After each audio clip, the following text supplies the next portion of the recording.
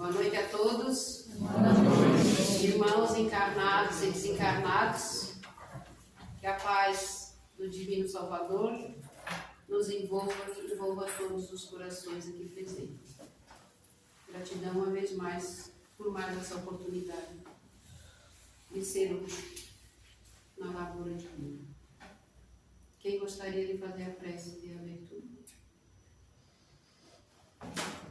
Pode ser assim.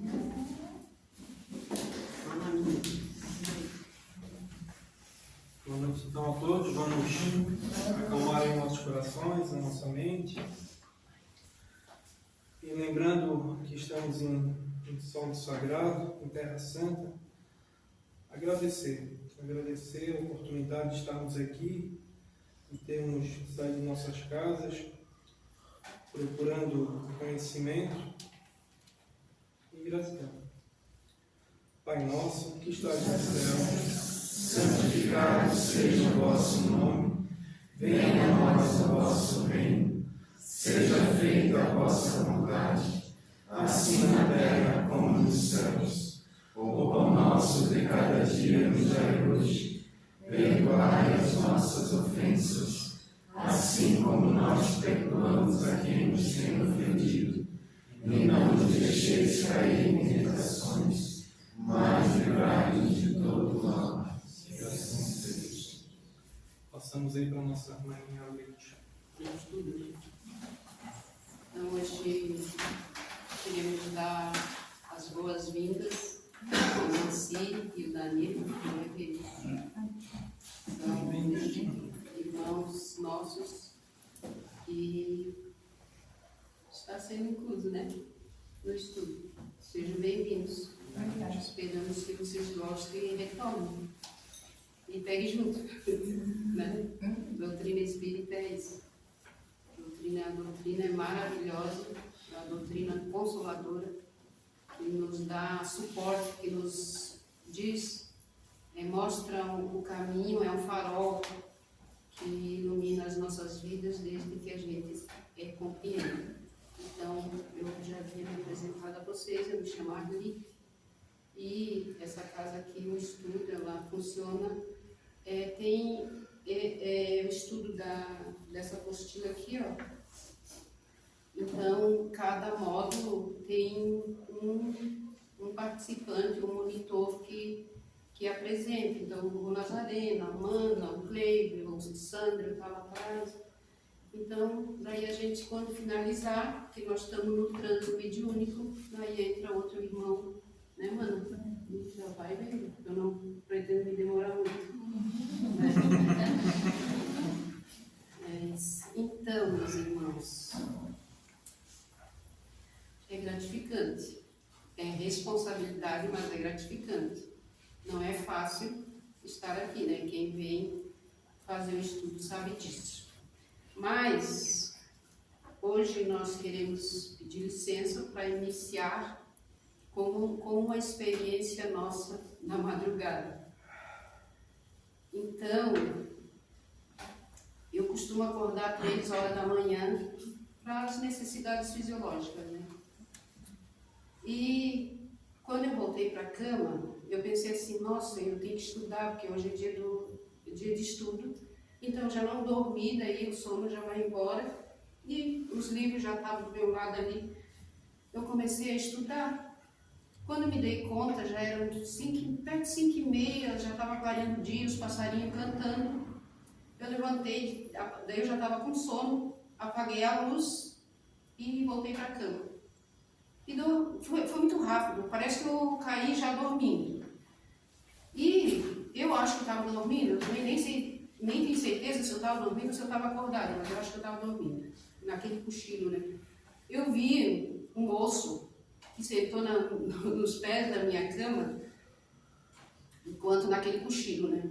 Era um moço, um espírito homem, suarento, e ele tinha sensação de desmaio, né? Quando ele virou para trás, assim, os cabelos dele todo desalinhados, ele tinha uma barbinha assim, parece do Cleber. Ele também, Cleber. Quando ele olhou para trás para deitar, eu falei, ô amigo. Eu levei um susto, né? Ô amigo, na minha cama não. Por favor, E eu percebi também que parece, peço licença também para falar, que parece que ele tinha tirado a roupa, a bermuda, e ele estava no pé para ele jogar, para ele deitar. E eu falei, ó amigo, por favor, na minha cama não. Nessa conversa eu despertei, e daí eu me lembrei que dentro desse livro aqui, ó, Missionários da Luz, o André Luiz conta a história que eles levam o espírito algumas horas antes para deixar na casa da médium, ou do médium, né, para que já vá se sintonizando para melhor acontecer a comunicação, o transe mediúnico.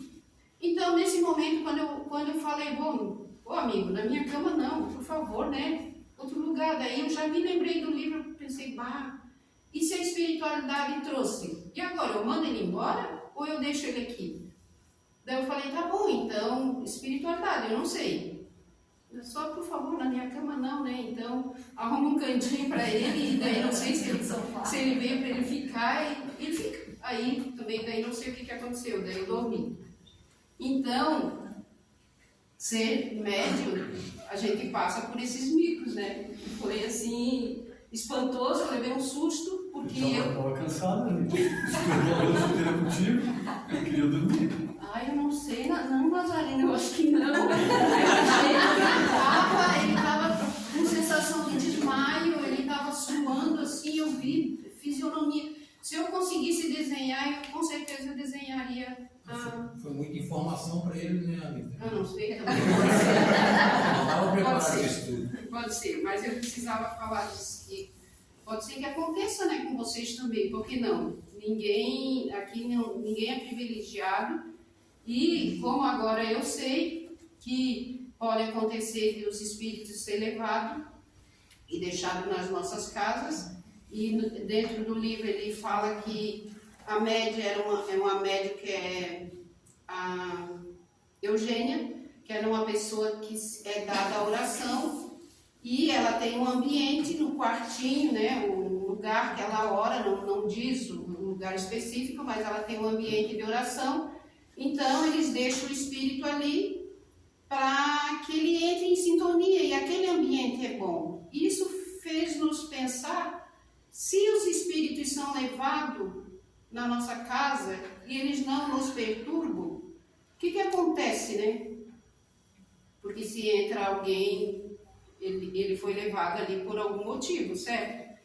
Então, ele diz também que quando ele volta para pegar o espírito, que ele olha para o relógio, são 4 horas da tarde. Os espíritos já estão lá para trazer o espírito para a casa espírita, para a sessão mediúnica. E quando eles deixam o ambiente, eles retornam, chegam na casa espírita exatos às 15 para as 20 horas, 15 para as 8 da noite. E é onde daí eles, né, começam ali o trabalho. Mas, o que nós vamos falar hoje, desse livrinho aqui, ó, Desenvolvimento Mediúnico, do Edgar Hermon. Ele é bem conhecido. Ele é um livrinho fino, bem sucinto, bem resumido e de fácil entendimento. E eu ainda não consigo se não tiver com um monte de livro aqui. Para mim ainda é complicado. E ele fala as 5 fases do transe mediúnico, que é, primeiro, a percepção dos fluidos, que ele também diz que o fluido, que dentro da doutrina espírita, nós, espíritas, nós falamos muito da energia, de energia positiva ou energia negativa. E ele diz que não está de total errado, mas que o correto é o fluido.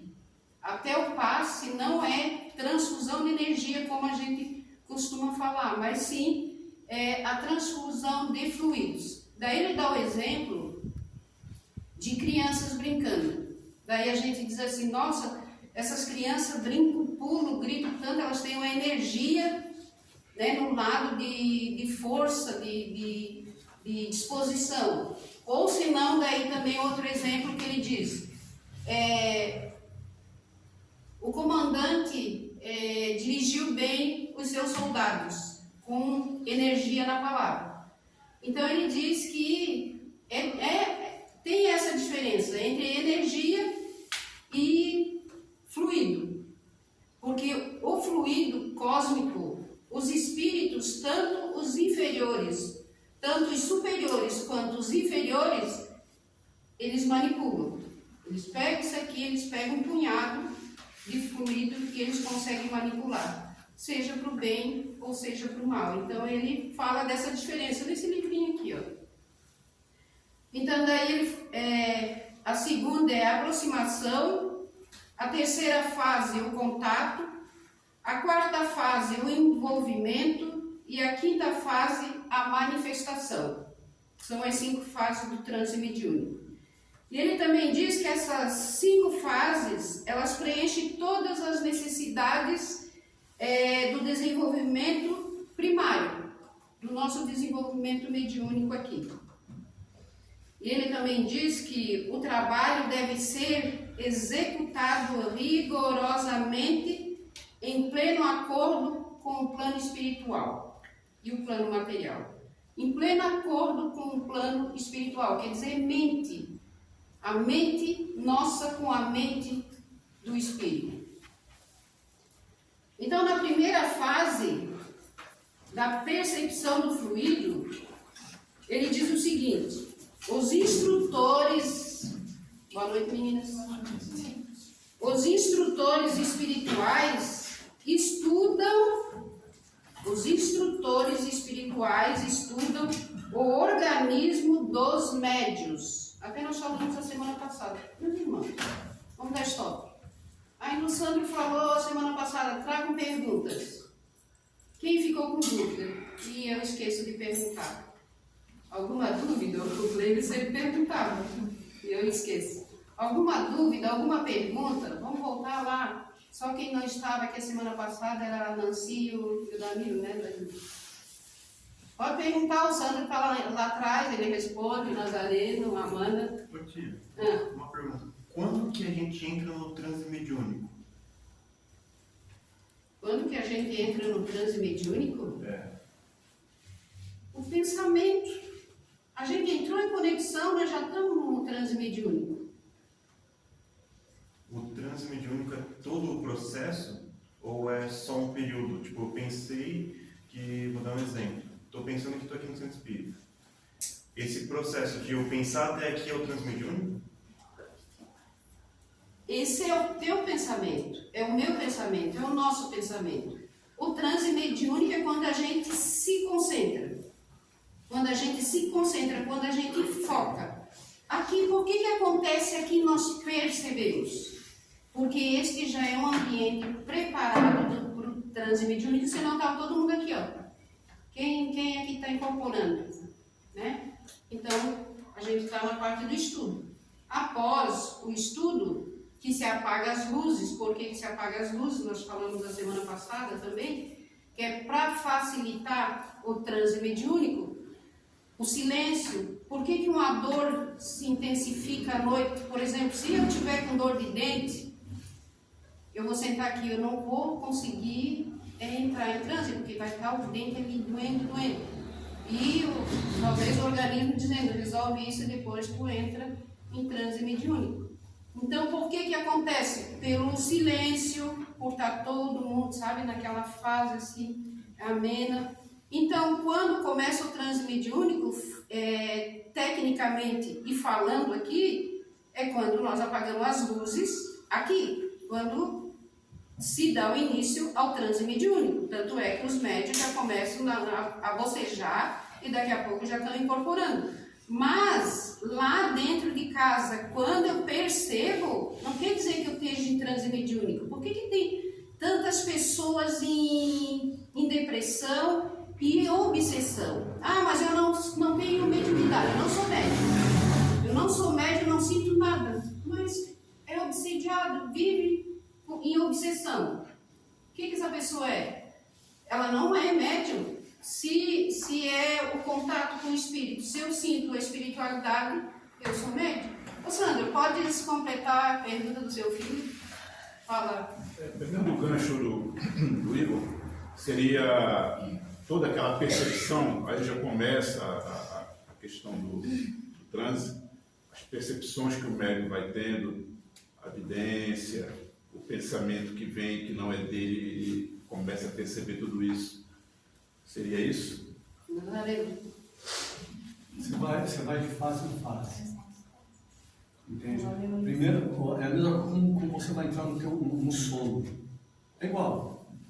Você começa lá na parte mais onde você ainda tem toda a tua percepção e vai perdendo praticamente. Não é perdendo a percepção, mas você vai afundando dentro você vai saindo de um estágio e vai entrando em outro. Até você entrar no estágio mais profundo. É a mesma coisa como se for um transe mediúnico. No caso, esse é o mecanismo. Dessa forma que ele acontece.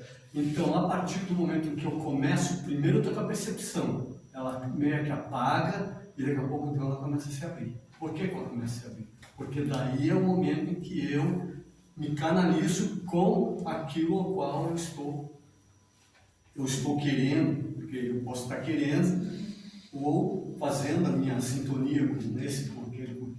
Assim acontece também no alcoolismo, né, no uso de droga, né, que o espírito ele começa a ver, e quando alguém diz que está vendo, que ele está bêbado, ele diz que ele está vendo, ele realmente está vendo. Ou no coma também, né? Sim. Ou a pessoa quando está prestes, que ela está no hospital, né, eu lembro da mãe que tive internada com a minha mãe por 25 dias no hospital, e no finalzinho ela dizia assim, olha quanta gente chegando, a minha mãe, aquela ali não conheço, quem será? É porque já estava se desligando. Não deixa de não ser, não é? Sim. Não é nada. Eu não consegui te entender. Por quê? Você tem as fases do sono, você tem... Não, isso alfa, sim. Tá. Eu estou falando da questão do trânsito. O transe é isso. Ela leu as 5 fases ali, né? Daí nós vamos tocar em frente, né? Daí a gente vai conseguir porque eu não compreender. Não, tu vai passar os 5, vai passar os 5, então deixa ela passar que daí vai detalhar, vai ficar melhor. Talvez hoje não se consiga, né? Mas a aula é isso, são 5 fases, eu imagino que vai ser 5 aulas. Trabalha, senão nós vamos acabar furando, depois faço continuar, que daí vai você tem que entrar em sintonia. Tudo começa com sintonia, qualquer coisa. Senão a gente vai atravessar o tempo. Qualquer situação. Você começa com a sintonia e você vai se aprofundando na sintonia. Por isso que eu te falei que ela é igual ao sono. Entende? O sono, o que você faz? Você não deita lá e você não pensa assim, ela dorme. Você começa a se sintonizar e você vai perdendo o tônus. Você vai saindo de uma fase e vai entrando em outra. Porque a efeito ali... No transe é a mesma coisa. Mas não adormece. Pode falar, o que você... Com efeito ali, quando eu adormeci, eu já vi o espírito. Sim. E assim, à medida que você aprofunda, é o desligamento. Então você começa a se desligar do corpo. Quando você se desliga do corpo, você já está, mediunicamente você já está. Não é assim. Nossa. Não percebo dessa forma.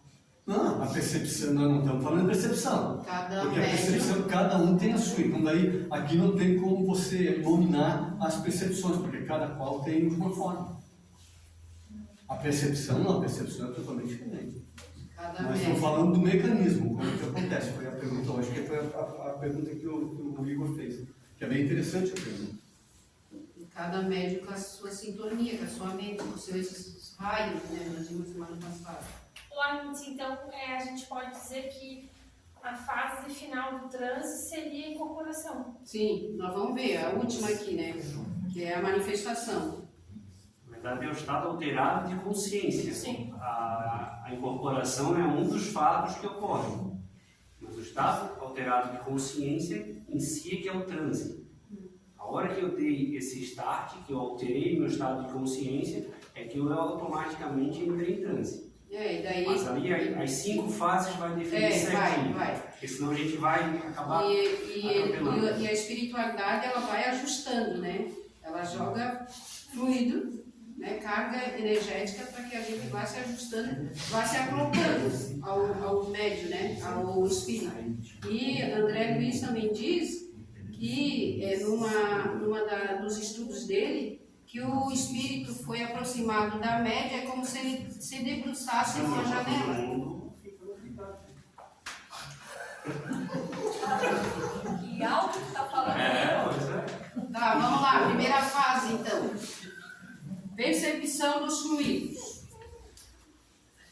A cara já estava lendo aqui, né? Os instrutores espirituais estudam o organismo dos médios, anotam os pontos sensíveis, medem a sensibilidade de cada um. Quando o dirigente pede seu concurso, eles projetam o jacto de fluido sobre esses pontos e os médios já começam a perceber.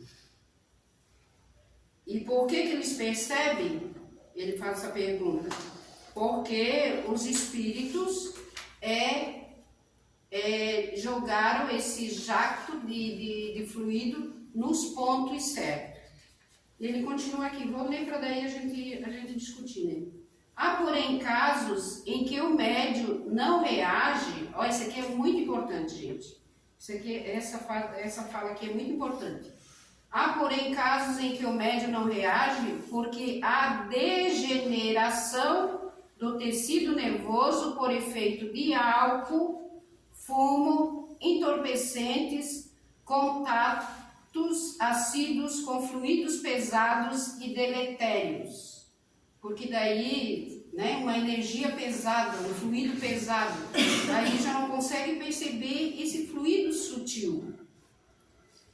Nesses casos, a sensibilidade está embotada, entorpecida e inoperantes os veículos da ligação com a mente através do cérebro. Nos casos dessas energias pesadas, o cérebro fica inoperante, a mente. A percepção nos órgãos da sensibilidade sujeita-se às mesmas leis dos sentidos, como ver, ouvir e falar.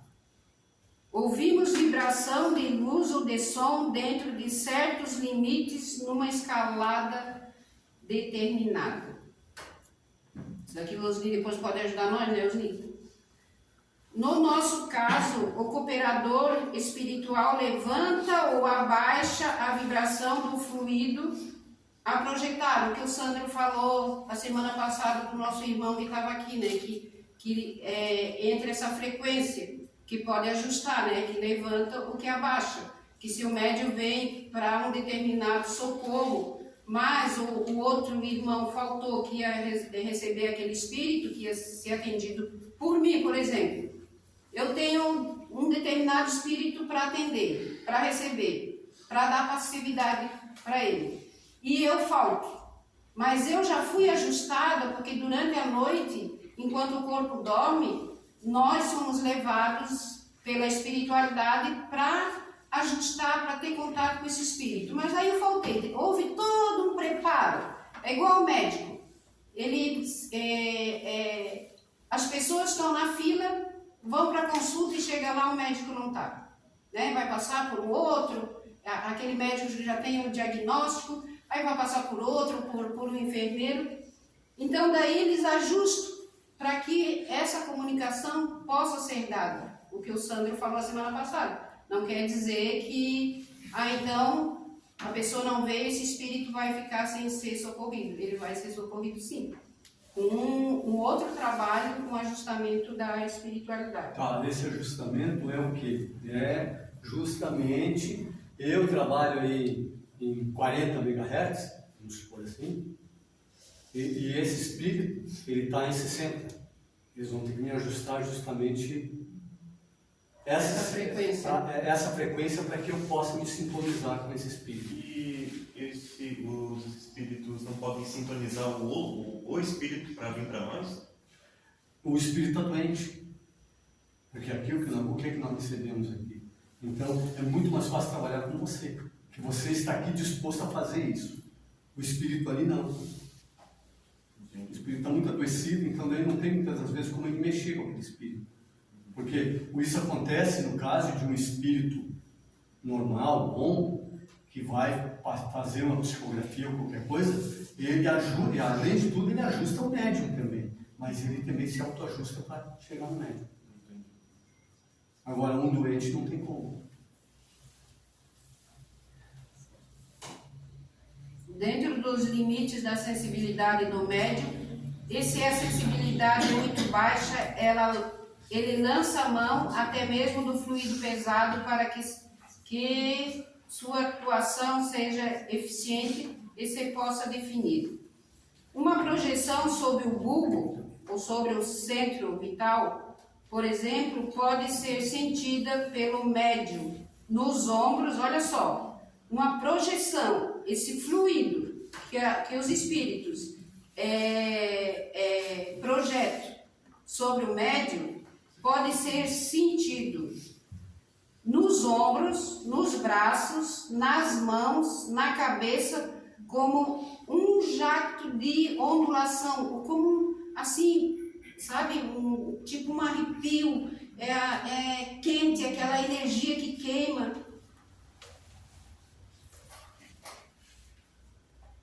Quente, fria, suave, violenta, e etc., com a intensidade necessária para ser de fato sentido. Quando este já possui mediunidade manifesta, quando esses possuem mediunidade manifesta, que somos nós que já estamos há mais tempo, né? Ele está dizendo aqui que deve mesmo assim acompanhar a turma nesse período primário, quando mais seja pelo menos para despertar ou se reeducar. Né? Porque às vezes nós somos, né? Nós botamos cabresto em nós mesmos e a gente segue e acha, não, eu estou 30 anos no centro espírita estudando, eu não preciso passar, e nós já ouvimos isso, não? Por que eu preciso estar estudando com os novatos? E é uma capacitação, né? E as empresas se capacitam, como é que é a outra palavra? Capacitação. Qualificam. Então, por que nós, se a mediunidade é muito mais do que o trabalho, do que o lado profissional, material, e a gente desconhece, por que não estudar? Por que reclamar de estar sentado junto com as pessoas que estão iniciando? É uma capacitação para nós também. É isso que ele diz, né? Então, por que grande número de médiuns desses que só trabalham com fluidos pesados, tornando-se, por fim, insensíveis aos fluidos sutis? Neste método que visa a formação de médiuns após o trabalho em qualquer faixa. É aquele ajustamento, né, Nazareno, do megahertz. Sim. Porque cada um é diferente do outro. Mas tem, como é que você falou antes, né? Do ajustamento. Muitas das vezes não consegue se ajustar um médio aqui dentro. O que a gente faz? Em dia desse, o Cleber pegou uma médium aqui e colocou no lado do... Eu também já entendeu? Por quê? Porque assim... Muitas das vezes, quem faz esse próprio ajustamento, mesmo sem a gente saber, é a gente mesmo. Aí coloca aqui no lado dela, ela não está conseguindo dar passagem. Ou ela está muito ruim, muito ofegante, alguma coisa que ela não está conseguindo se soltar. Mas aí também entra a questão de afinidade, né? Não, mas se ele está aqui, porque já é afim. Mas muitas das vezes é um caso como aconteceu com o Guilherme. O Guilherme já trouxe de casa o espírito. Quer dizer, houve um transe ali entre ele e o médium. O que aconteceu? Ele chegou aqui muito ruim. Daí, a gente foi atender ele. Quando a gente foi atender ele, ele não estava conseguindo. Ele não se manifestava. Não que ele não estivesse tentando. O que aconteceu? A gente sentou no lado dele e transferimos o o espírito para ela. E daí então ela deu a passagem e se aliviou. E também já aconteceu, né, Cleide? Dá tanto. O Cleber já fez esse trabalho com outros aí também. Isso aí é dessa forma. Por quê? Porque muitas das vezes eu estou com um determinado espírito, pelo tempo que eu estou com ele e pela forma como ele chegou em mim, eu posso ter. Você até falou antes aí, eu posso me assustar, eu posso ficar muito tenso e eu não dou passagem.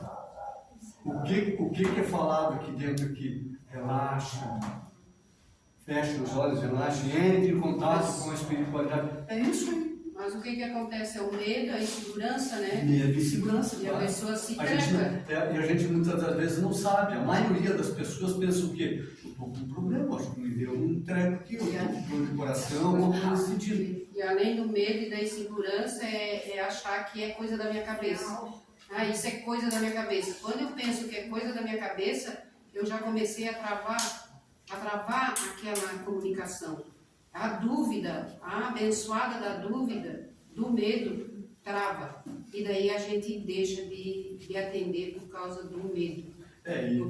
Só que tem mais uma coisa. A gente tem que entender que isso pode acontecer comigo, com qualquer um, e a pessoa não precisa se sentir culpada com isso. Porque a pessoa não sabe. Como decorrer, né, Nazarena? Como decorrer. Ela no correr da coisa, vai indo, ela entende que estou com alguma coisa perto de mim aqui. Talvez não seja lá muito bom, mas estou. Então você já sabe lidar melhor com isso. Mas no princípio, muita gente não sabe, a gente, claro, que vai ficar seguro com medo. Uma pergunta. Uma pessoa, qualquer um de nós, pode passar uma vida quase toda no transe mediúnico, sem perceber? Né? Uma pessoa que não tem nenhum conhecimento, né? Pode. Passar quase constantemente, não 24 horas, mas constantemente no transe mediúnico, porque eu desconfio de pessoas que parecem que são assim. O que você nota na pessoa? O que você acha que a pessoa tem? Ela tem uma característica, assim. Isso acontece muito com pessoas esquizofrênicas e também com pessoas que têm assim, uma ação obsessiva muito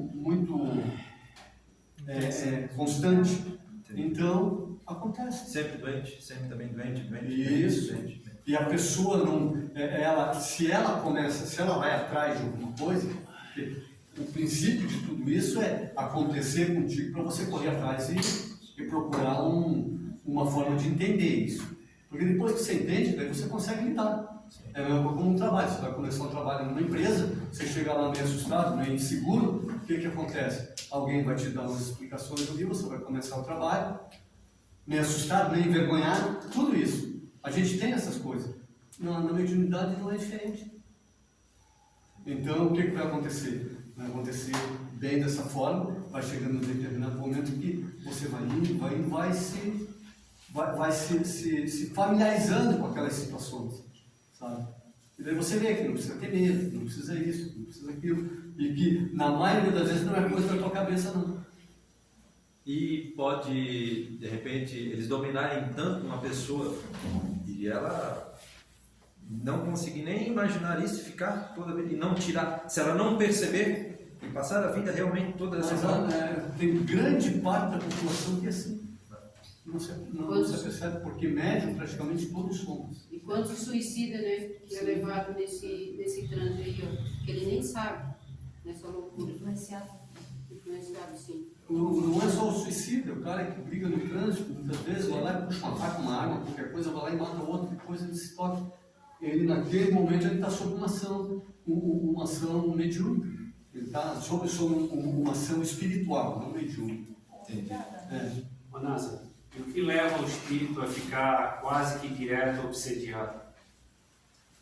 Como é que é? O que leva o espírito... O médium. O médium, o espírito. Porque assim, eu vim para evoluir. Se eu estou quase 100% sendo obsediado... O que acontece assim, mais fácil a pergunta para que a gente possa entender melhor é assim, o que acontece com a pessoa que está tendo isso que você falou antes, assim, que ela fica meio fora dela, coisa e tal, começa dessa forma. A própria pessoa começa a achar que tem alguma coisa, mas ela não quer nada com nada. Porque ela tem, então, é respeitado mesmo dessa forma, mesmo que ela esteja sob uma obsessão, é respeitado o livre-arbítrio dela. Ela querer ou não sair daquela situação. Porque eu posso até chegar e dizer, ó, você tem uma obsessão, você está assim, assim, assim, assim, assim. Mas a pessoa pode não querer. Daí vai depender dela, não vai depender da gente. Agora ela pode dizer assim, não, eu quero sim. E outra, ela já está tão viciada, está tão acostumada daquilo ali que se tirar... Se tirar de repente, a pessoa vai buscar de novo. Exatamente. Vai correr. Exatamente. Não não seria só isso, né? Seria a situação do conhecimento, né?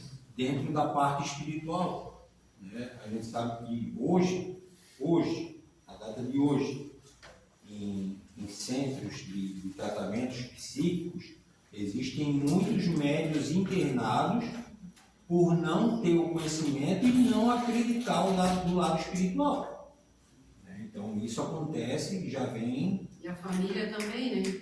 Sim, claro. A família, não, está escutando vozes, está isso, está aquilo. Não, isso é coisa do diabo, interna lá, tem que fazer alguma coisa. Também eles levam no centro espírita. Porque espírito não existe. Esse lado também, né? Eu acho que há casos e casos, né? A gente não pode generalizar, eu penso assim. Entendeu? Porque às vezes a pessoa se encontra num momento muito fragilizado. E mesmo com conhecimento, ela acaba tomando certas decisões que não tem como. É o caso de um suicida, por exemplo. Entendeu? Eu acho que há casos e casos. Você generalizar é muito difícil. Em que sentido você está falando, Jean? Não, porque a gente estava falando aqui, a gente estava falando também da questão da pessoa que tem, né, que fica nesse transe, que às vezes a família não ajuda, às vezes ela não acredita nessa questão espiritual, entendeu? Mas há casos, por exemplo, que a pessoa acredita, a pessoa às vezes tem até a própria vivência, tem um conhecimento, mas por ela ter... É que, como você falou antes, da pessoa que vem nessa reencarnação? Sim. Pode ir. Que muitas das vezes a pessoa vem nessa reencarnação e às vezes um estado de esquizofrenia constante é o melhor para ela. Sim, também. É o melhor e é o que dá para fazer por ela naquele momento. E ela vai morrer assim? Vai. Sim. Porque só na próxima, talvez ela consiga vir numa condição um pouco mais equilibrada para daí sim lidar conscientemente com uma mediunidade ostensiva. Mas muitas das vezes, esses que estão já internados lá, às vezes é o melhor para eles. E a gente às vezes julga no sentido de dizer, se tivesse no centro espírita, não estaria desse jeito. Sim, é isso que eu estou falando. Não é? É justamente esses pontos. Há relatos do livro que o Divaldo falou que um certo amigo teria que passar por 10 anos num tratamento numa casa psiquiátrica, né, que isso já estava programado na parte espiritual para ele, no caso. Eu estou falando isso porque... Essas situações... A Lídia quer perguntar? Vai lá, Lídia. Eu queria saber dessa questão do transe mediúnico, se faz sentido e como é que funciona. Quando eu penso que isso aconteça quando estamos em transe mediúnico, de estarmos com os olhos fechados e começarmos a enxergar, né? Com os olhos da alma, realmente do espírito. A minha sensação, vou descrever aqui a minha sensação. Quando eu começo a enxergar, eu enxergo, na maioria das vezes eu não enxergo claramente, e quando eu enxergo algo de forma mais clara, geralmente à volta eu enxergo escuridão. E fica escuro, sabe? Como se eu fosse, como se eu estivesse enxergando algo muito pontual. Como se fosse um ponto onde eu precisasse olhar só para aquilo. E às vezes eu penso, né, que se eu olho para um lado ou outro, enxergo, tá tudo escuro. Mas algumas coisas eu enxergo nitidamente. E eu achava que era só comigo. A Maria Clara disse que acontece o mesmo com ela. Exato. E essas coisas, esse momento, eles acontecem especificamente por um motivo, essa escuridão à volta, ou é assim, é normal. E se pode acontecer quando a gente não está em transe mediúnico.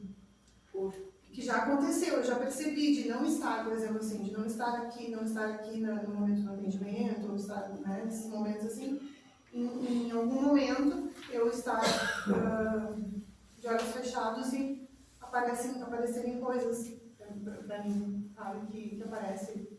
Na questão de estar aqui na hora do mediúnico, e que você só vê escuro de todos os lados, e que só vê aquele ponto, é porque é para você fazer o resgate, é a luz. A espiritualidade segue com a luz e é para você seguir apenas aquela luz. Não se preocupa com o escuro ou com o que você precisa ver, visualizar mais. Às vezes é só uma pessoa que você precisa estar ali e fazer o socorro, sabe? A gente tem que entender o estado alterado de consciência é quando ele é extrasensorial, ou seja, ele não passa pelos 5 sentidos. Né? Eu não estou vendo com os olhos, né? Eu não estou sentindo o contato, eu não estou tocando na pessoa. Então, fora os 5 sentidos, tudo que é fora os 5 sentidos é extrasensorial. Então, se eu estou sentindo extrasensorial, eu estou já entrando no transe mediúnico. Era para te falar, né? Eu sei, eu só ia esperar um pouco mais para frente. Então, tudo que sai dos 5 sentidos é extrasensorial. E aí, eu estou entrando no transe mediúnico. Tudo que é fora isso já é transe mediúnico. Eu já entrei. É a melhor definição. É você sair. Saiu dos 5, já estou no meu processo transe mediúnico. Ok? É pensar dessa forma. Então, uma pessoa pode ficar o tempo todo em transe mediúnico, ela vive em outra dimensão, ela fica dualidando nessas dimensões. Sim, e nessas dimensões eu posso enxergar, posso ouvir, mas também posso agora sentir. A pessoa não fala, eu sinto o que ela quer dizer. Eu sou intuída. Exatamente. E aí o fluxo. Isso. Aí, por exemplo, muitas vezes, está tudo fechado. Para quê? Para que eu não me desvie do meu objetivo. Meu objetivo é só aquela caixa. Mas por que está tudo escuro? Porque se tivesse uma portinha, eu já saía pelo lado. Então, esse processo saindo dos 5 sentidos. Vivo, 6º, 7º, 8º e vai. Já estou em processo. Resumido é isso. Talvez que se tivesse, visualizasse algo diferente, volta e não faz. Volta no corpo. E não faz. Ou o mentor traz de volta, porque ia fazer. Pois. Então, uma pergunta. Quando que não é mais transe e é emancipação da alma? Ou pode ser considerado a mesma coisa? Vai lá, Cleiton. É a mesma coisa? Fez esse estudo.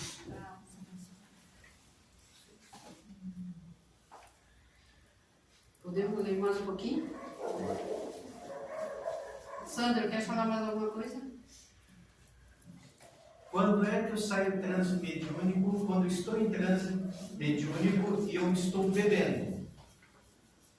A bebida facilita, mas não traz qualidade.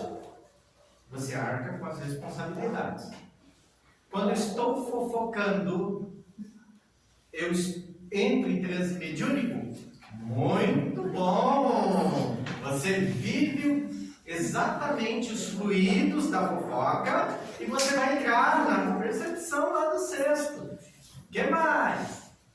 Quando eu estou trocando fluido com a minha esposa na cama, eu entro em transe mediúnico? Sim, troca de fluido, qualidade de fluido.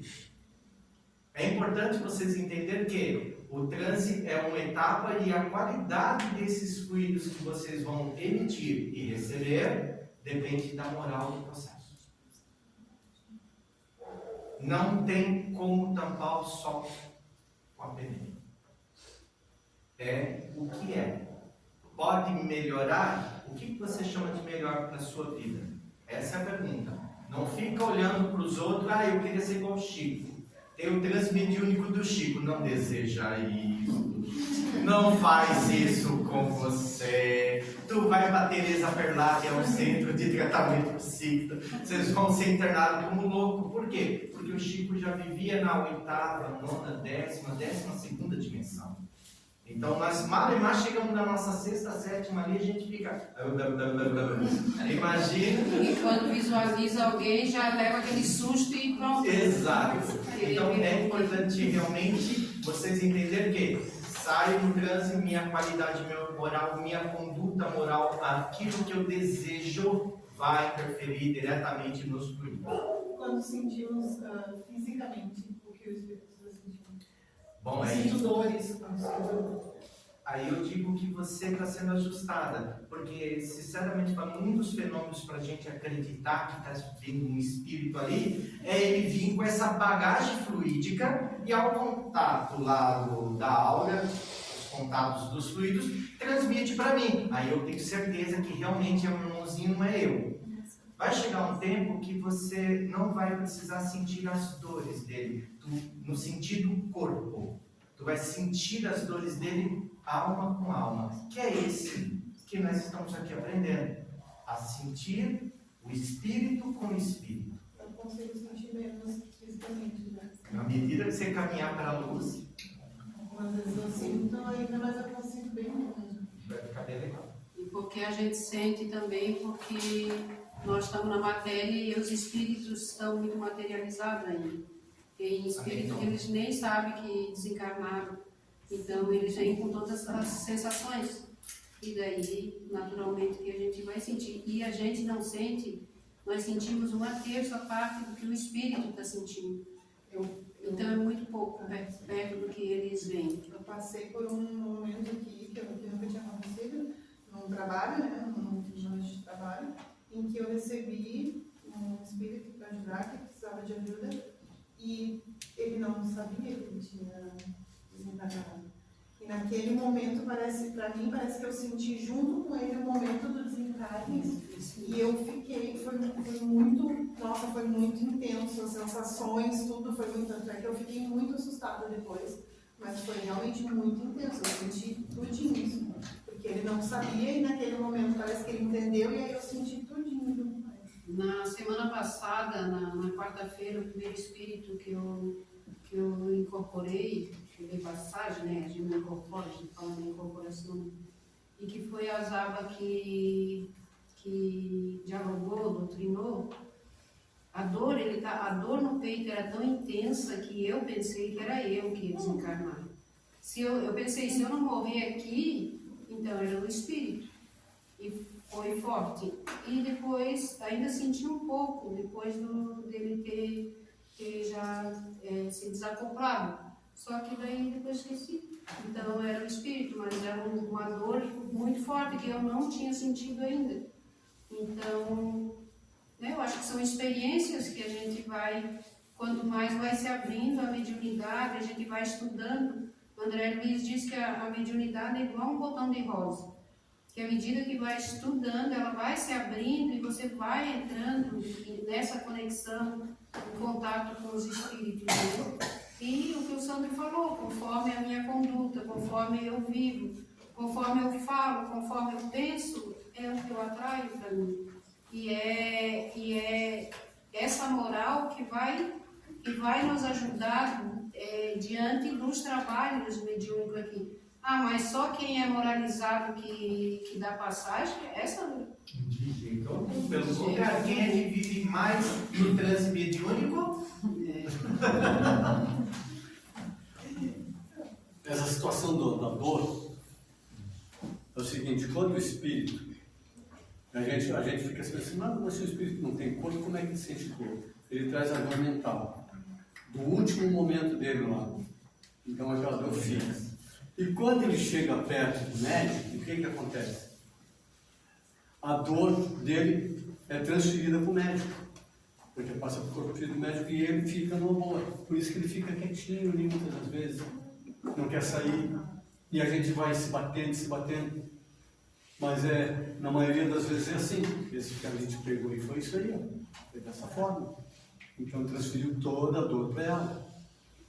E daí então, ela chegar a pensar que era ela. Pelo tempo que ela ficou com o espírito, que era um tempo pequeno aqui dentro, mesmo assim, ficou encharcada por um tempo até sair todo aquele encharcamento fluídico para depois, então, se aliviar da dor. Muita gente pensa assim, eu acho que eu continuo com o espírito está aqui junto comigo. Não, ele já foi retirado. Você ficou encharcado ainda com aqueles fluidos deletérios aqui. E a importância ali do final de fazer a profilaxia, né? Porque nenhum de nós deve sair daqui com sensações desses encharcamentos, desses fluidos pesados. Então, deve sempre procurar alguém e expor o que está sentindo, sabe? Porque que muitas vezes é dado passe, a pessoa é levada para a salinha para dar passe, para que ela se limpe, para que não saia com essas energias, para que não se atrapalhe lá fora. Então, nenhum médium deve sair. E teve já trabalhadores dessa casa mesmo, não sei se a Nazaré tem conhecimento, Amanda, mas que por conta de sair daqui em reuniões mediúnicas, sentindo alguma sensação, ficou com medo e não voltou mais, não voltou a estudar. Então, essa segurança mediúnica, o estudo, é para isso, é para que a gente vá abrindo a nossa percepção, porque a gente é muito ignorante nesse quesito mediunidade que a gente desconhece. Pouco a mediunidade, ela vem desde muito antes, 3.000 anos antes do Cristo, né, Cleber? Eu acho que é 3.000, não, que eles já lá no Antigo Egito, que eles pegavam a prancheta, que eles já, no velório ali, eles já se comunicavam. É um período mais ou menos assim, que eles já se comunicavam. Mas então essa mediunidade é antiga, é desde o começo dos tempos, né? É isso? Então, só que hoje, o que acontecia no passado? As pessoas quebravam tudo. Por que hoje a gente já não quebra? Por causa dessa educação mediúnica. E os estudos, é interessante sim o estudo na casa espírita, e nós devemos participar sim, para que a gente vá se educando, como se educa uma faculdade no lado material.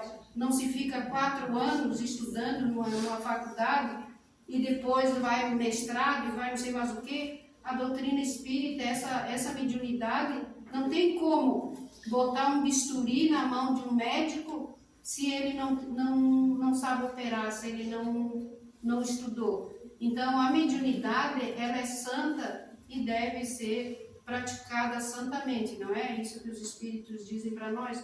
E o que o seu César falava? O que o seu César falava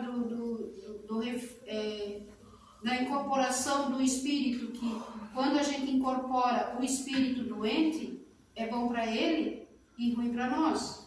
Quando a gente dá passividade de um espírito superior, se ele incorporasse a nós, é ruim para ele e bom para nós, porque daí ele está entrando no nosso fluido vital. O Sr. César sempre falava isso, né? Então, por que nós ficamos muitas vezes tão desalinhados? Por causa dessa densidade grosseira. Mas não ninguém aqui não é pego aleatório. Hoje chegou o espírito aqui, a espiritualidade pega a Cida para fazer o transe mediúnico. Já houve todo um estudo, já houve todo um trabalho, já houve todo um preparo, e nós não sabemos, nós não percebemos, às vezes aquela sensação de melancolia, de dor de cabeça, de enjoo que nós estamos em casa, às vezes é o contato do espírito e nós não sabemos disso. Fala, Marcelo.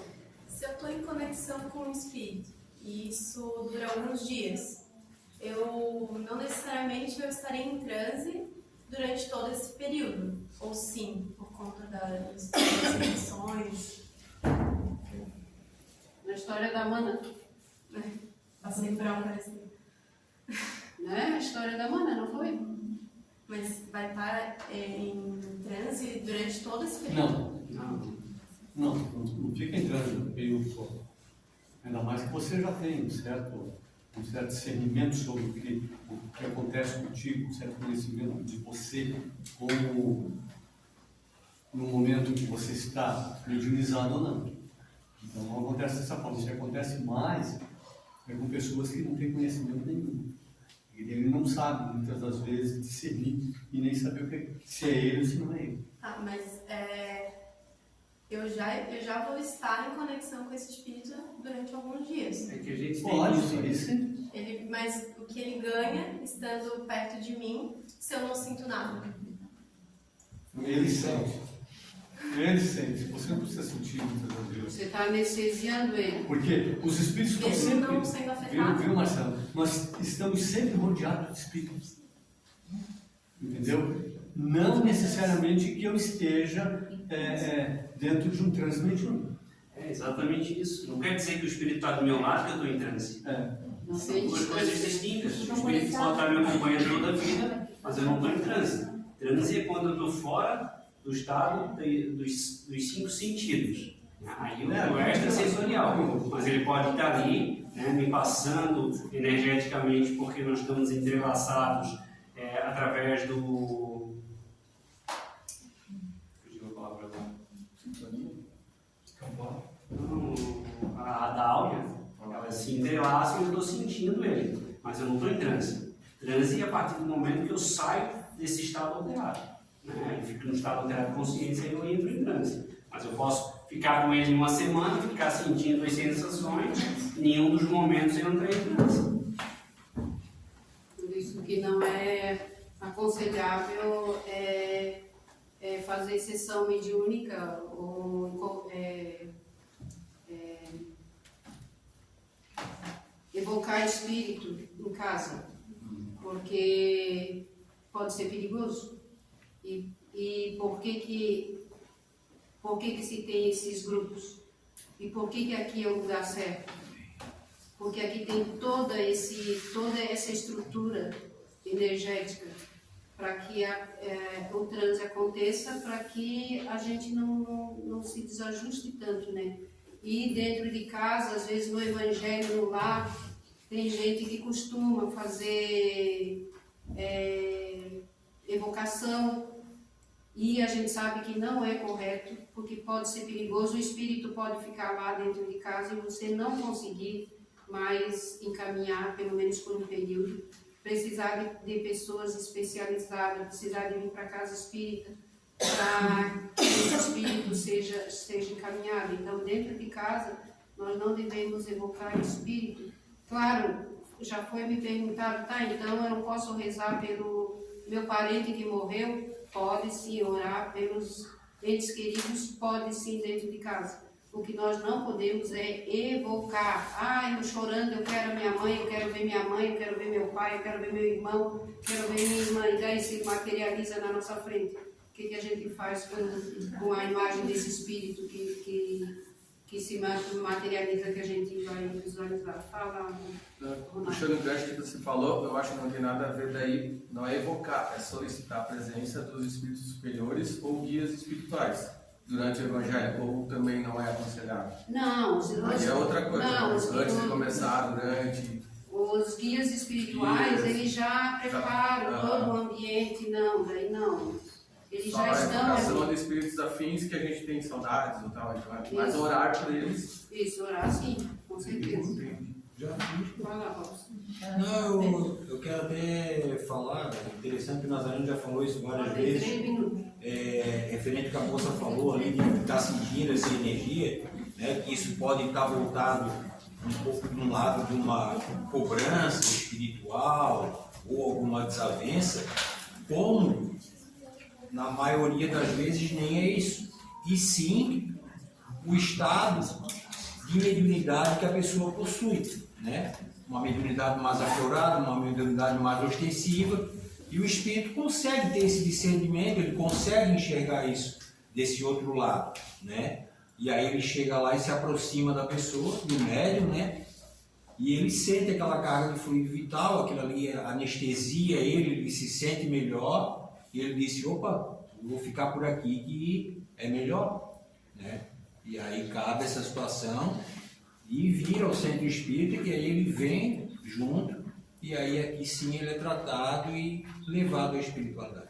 Não é isso, doutor Nazaré? Mas e se a gente faz uma oração, se eu sinto que tem alguém em casa, eu faço uma oração para encaminhar e eu não consigo encaminhar só com a oração, se não for o momento, se ele não vai vir?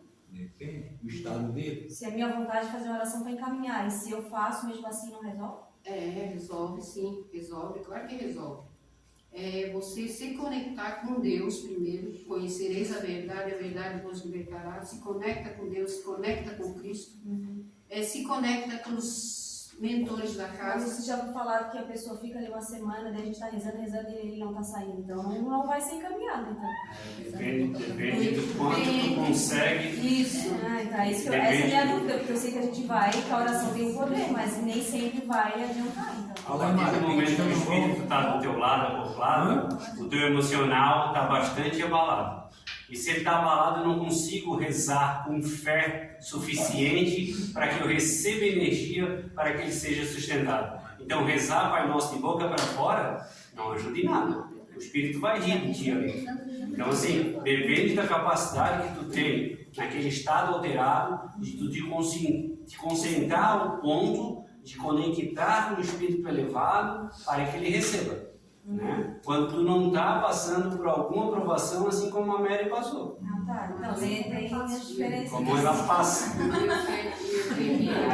tem demais também. Uma vez por mês. Quem que afasta os espíritos inferiores da presença superior. Então, se eu estou conectado com Deus, com Cristo, com o meu anjo de guarda, pode até se aproximar. E vai ser fácil. Quando tu liga para o SAMU, vê alguém caído, o SAMU vem e socorre. Então, o espírito que está conosco, se ter essa percepção, porque a gente precisa se conhecer de verdade. De repente está bem e acabou se sentindo mal. O que aconteceu? Se eu estava bem e a gente percebe a chegada, esse fluido, esse envolto dessa energia densa, sabe? Então, se a gente se conhece de verdade... Ele também quer ajuda, né? Então, sim, porque nós somos como uma antena, sabe? E eles percebem. E eles vêm para se aliviar de verdade. Muitas vezes o Espírito não vem para nos prejudicar. Ele vem para se aliviar, para se anestesiar. Porque, como nós falamos ainda há pouco, né? Para nós pode ser ruim, para eles é bom, é um anestésico, esse contato, sabe, de perispírito a perispírito. Vai, Sandro, quem é? Lili. Nessa questão da oração, quando a gente sente a necessidade, percebe que a gente precisa ajudar alguém, né? Nós como médicos. Eu precisei perguntar isso agora porque aconteceu, ontem à noite aconteceu um episódio lá em casa que foi muito, ao meu ver, pela primeira vez, foi realmente muito forte. A minha pequenininha, de 6 anos, a Antonella, minha filha, ela começou nitidamente, depois que fomos embora, acho que uma hora e pouco depois, ela começou a ficar bem ruim. E ela é muito nítido quando é algo espiritual, que as olheiras dela começam a ficar pretas e muito profundas. Ela começou a se queixar que estava ruim e tal. Na hora que nós fomos deitar, e aí eu disse para ela, e aí eu já percebo, como eu conheço já, eu percebo que é algo do tipo que precisa de uma oração, precisa ali de um caminhamento. E aí eu disse para ela, filha, vamos rezar, você vai tomar água do centro espírita, e você vai ver que vai ficar tudo bem, você vai dormir. Ok, só que na hora de rezar, e ela é uma criança que ela fala muito em Deus, ela tem um amor, assim, então, e naquele momento ela ficou brava, ela disse assim, eu não quero rezar.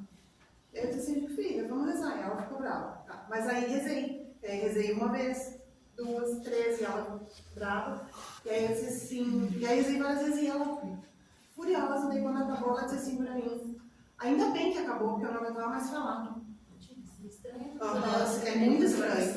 E ela ruim. Tá, mas aí foi, demorou um pouquinho mais, mas ela conseguiu adormecer. 3 horas da manhã, acorda a Antonella, ela acordou, me acordou, mas só que ela estava muito esbaforida, ela realmente, ela disse assim, mãe, eu tô muito mal, o que tu tem? Ela, não sei, meu estômago, eu tô enjoada. Ela foi ao banheiro, quando ela voltou, a fisionomia dela estava muito pior. E aí as meninas, eu chamei a Giovana e a Maria Clara para me ajudar, e disse assim, eu preciso da ajuda de vocês, justamente por conta disso, do envolvimento emocional, porque para mim, chega nesse momento, né, às vezes complica um pouco. Elas vieram ajudar e nós nos unimos em oração, pegamos o Evangelho e começamos. Só que no que ela se aproximou da Maria Clara, que a Maria Clara pegou para ficar com ela por perto, ela não queria que a Maria Clara ficasse perto, ela não queria ficar perto da Maria Clara de jeito nenhum, e ela olhava com um olhar de ódio, muito ódio. E parece que a coisa começou a ficar tão séria, que eu fiquei realmente com medo de acontecer algo pior com ela, sabe? Eu comecei a ficar, pela primeira vez eu fiquei com medo. Porque ela estava muito brava, nitidamente, com um ódio. Ela olhava para a Maria Clara com muita raiva. E aí, daqui a pouco, ela começou a chorar, ela dizia, eu não quero ficar. Daí eu trouxe ela para perto de mim, e a gente começou, vamos começar logo. E aí foi, só que a gente teve que se estender. Até que, depois de um bom tempo, ela começou a chorar, caiu num choro copiosamente. Conversei, a gente percebeu, encaminhamos, conversamos bastante, e aí, daqui a pouco, acabou. Vamos ter que encerrar na próxima aula, né? A gente discute isso aí. Acho que é interessante a gente trazer a partir desse ponto, porque o assunto é bastante vasto e tem bastante dúvida nesse sentido. Agradecendo a